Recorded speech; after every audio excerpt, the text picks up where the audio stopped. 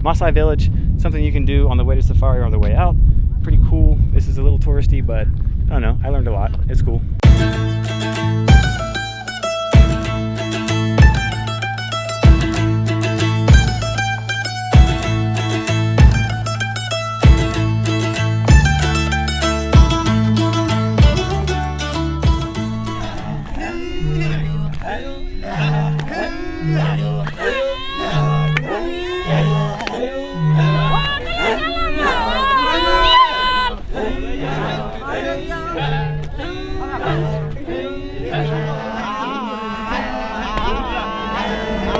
I'll give you all the information real quick. Maasai, there's about 2 million of them. They're a tribe in southern Kenya, northern Tanzania.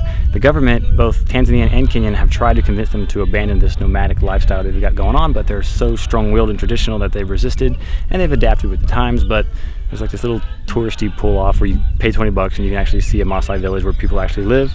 We met the son of the chief, and it's actually really cool. This is Maasai village, and I'm the son of the chief. Jamming song, I'll show you how Maasai make fire. Okay.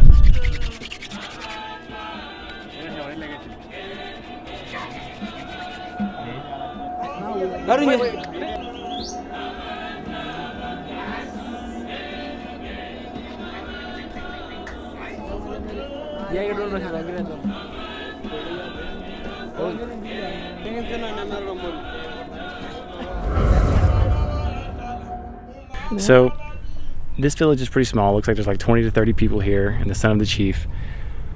You've got a school, a bunch of little kids in school learning 1, 2, 3, 4, 5, and A, E, I, O, U, Y, and vowels. Maybe a dozen huts in here. We got to go inside. So the huts are made with cow dung and these sticks that the men collect. The women build the huts, the men collect the supplies, essentially. And then they'll keep their cattle within this circular area at night so the lions and the predators don't get after their cattle, because the Maasai pretty much depend on their cattle for everything. That's their livelihood.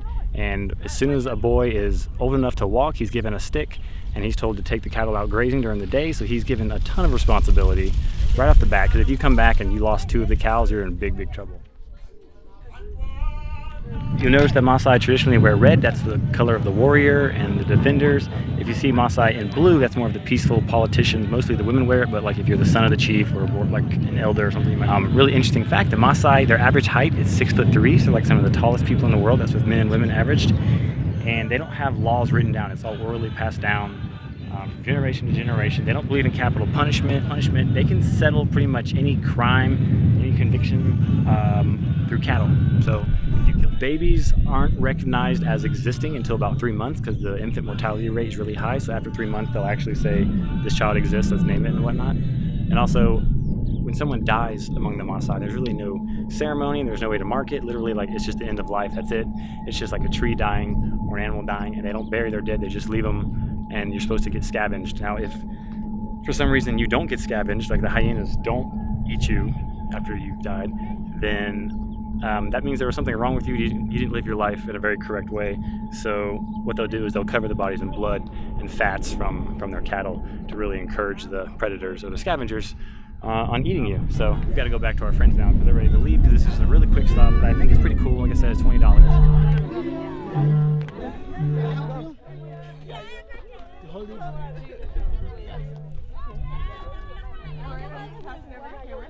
What? Passing over your camera?